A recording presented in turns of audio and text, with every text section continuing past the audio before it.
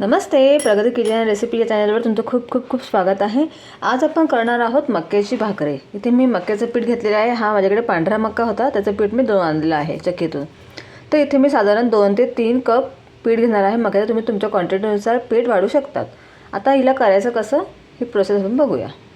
आता इथे मी गॅसवरती एक पातेली ठेवलेली, पातेल्यामध्ये आपल्याला टाकायचं आहे पाणी। आपल्याला ह्या पाण्याचं या पिठाचं हे पीठ मळताना गरम पाण्यात मळायचं आहे। इथे मी ज्या कपाने पीठ घेतलेलं आहे त्याच कपाने मी पाणी घेते।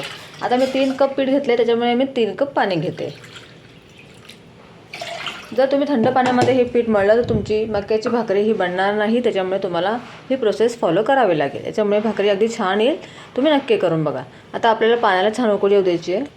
आता इथे मी 1 चमचा मीठ टाकते। पाणी आपण छान उकळू देऊया। बघा पाण्याला अगदी मस्त उकळी आलेली आहे। आता आपण घेतलेलं पीठ इथे टाकून देणार आहोत। लगेच आपण पीठ टाकायचं याच्यामध्ये। इथे मी मोजून पीठ घेतलेलं आहे 3 कप, तर मी ते इथे टाकून घेते।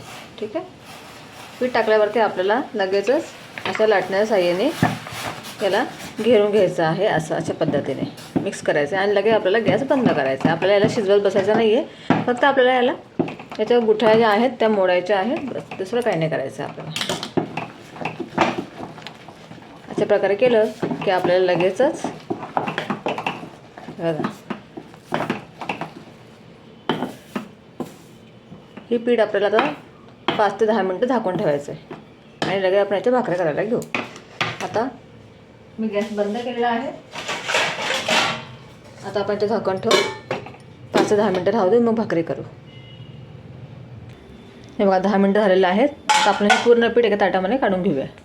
आता हे पीठ खूप गरम असतं, त्याच्यामुळे आपल्याला काय करायचं, थंड पाण्याचा थोडासा हात लावायचा याला असा, आणि थंड पाण्याचा हात लावून आपल्याला याला मसळायचं आहे।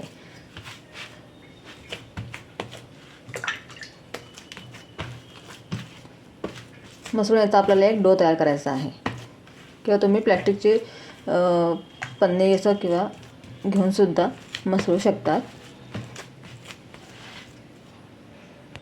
हे बघा असं पूर्णपणे गोळा मी एकत्र आणलेला आहे। तुम्हाला जेवढा गोळा घ्यायचा आहे भाकरीचा करायला तेवढा तुम्ही घ्या आणि तो चांगला मसळून घ्या आणि त्याची भाकरी आपण बनवूया। आता ते पोळपाट घेतले, पोळपाटवरती मी मक्याचं पीठ टाकलेलं आहे खाली। आता आपण याच्यावर भाकरी टाकूया। तुम्ही हातानेही थापू शकता किंवा तुम्ही तिला लाटण्याने सुद्धा लाटू शकतात। हलक्या हाताने आपल्याला लाटून घ्यायची आहे, अगदी व्यवस्थित गोल। तोपर्यंत आपल्याला इकडे तवा तापायला ठेवायचा आहे भाकरी बनवूस तोपर्यंत। आता आपण भाकरी शेकून घेऊया। आता हा जो खालचा भाग आहे तो आपल्याला तव्याच्या वर ठेवायचा आहे आणि भाकरी लाटताना अगदी मीडियम साईजची लाटायची आपल्याला। वरती पाणी लावून घेऊया। पाणी लावलेला भाग थोडा सुकू द्यायचा आहे। आता आपण याला उलटून घेऊया।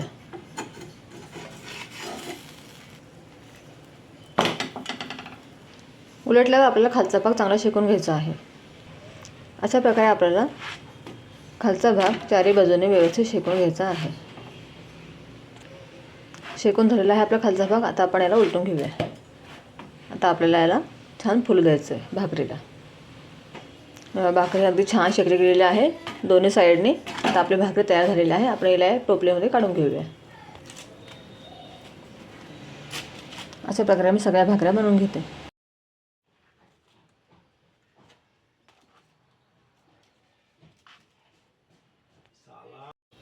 बघा सगळ्या भाकऱ्या तयार झालेल्या आहेत। मक्याच्या अगदी छान बनलेल्या आहेत आणि अगदी मस्त फुगलेल्या आहेत। तुम्ही यांना कुठल्याही भाजीसोबत, पातळ भाजीसोबत, मसाला भाजीसोबत खाऊ शकतात आणि शेअर करू शकतात।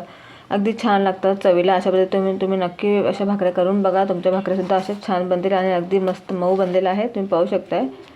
तर तुम्ही सुद्धा अशा प्रकारे भाकऱ्या बनवून बघा। मी सांगितलेली ट्रिक वापरा आणि अशाच भाकऱ्या बनवून आनंद घ्या। व्हिडिओ आवडल्यास लाईक, शेअर, सबस्क्राईब नक्की करा।